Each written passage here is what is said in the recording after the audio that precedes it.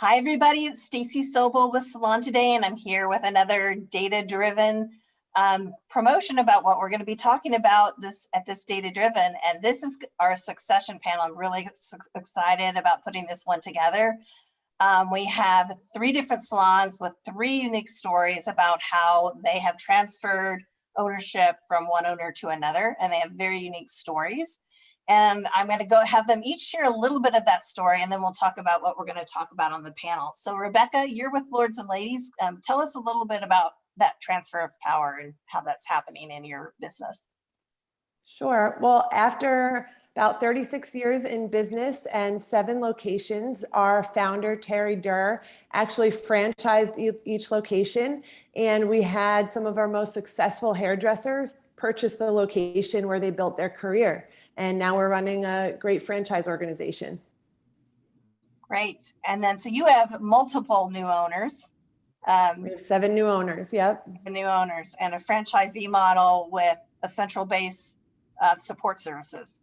So Amy Exactly. and Rudy, you bought out Karen Gordon and Jay Gordon Designs, which has a 40-year history or more.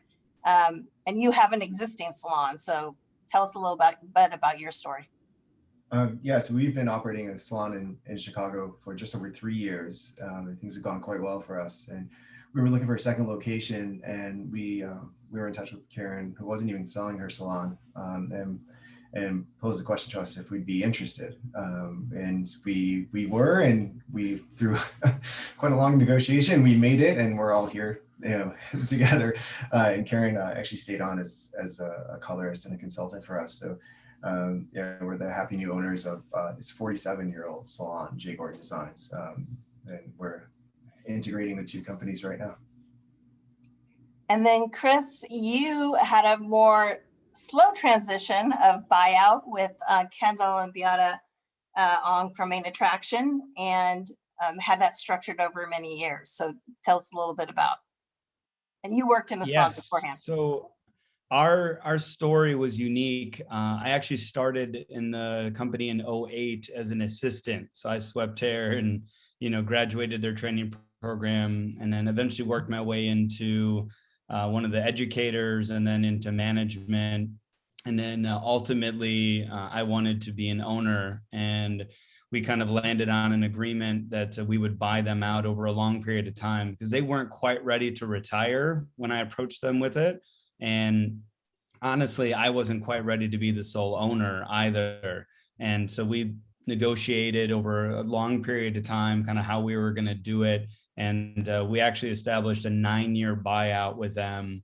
And after a couple of years, there was a twist and turn in there. And so we had to expedite the purchase of the business. But there were a lot of things that we set up on the front end that made that tough situation doable, for kind of both parties. So yeah, it was with a lot of help from some great advisors out there, but we made it through. So.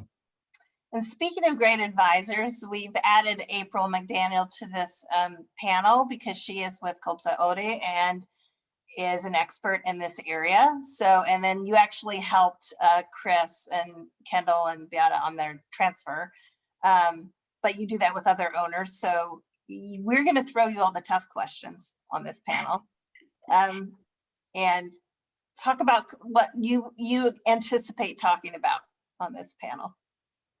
Well, first, thanks for letting me be part of the panel. So I'm excited to be there to answer questions from the audience, of course, but I hope that we get a chance to talk about having sale ready and tax ready financial statements that are accurate. And I hope that we can also give some attention to the process that really builds up to being ready to sell and the due diligence process of a buyer.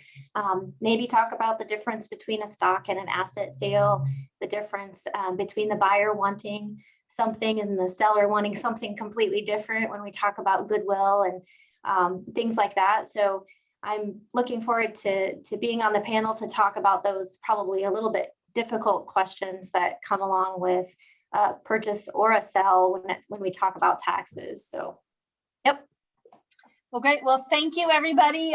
Data-Driven is in Nashville this year, May 15th and 16th. And for more information on the whole schedule of events and we're having the Salon Today 200 party there. Check out datadrivensalon.com. Thank you all panelists. I can't wait for this session. It's going to be Monday morning at 9 a.m. You're opening up the second day, so can't wait to have this conversation. Thank you.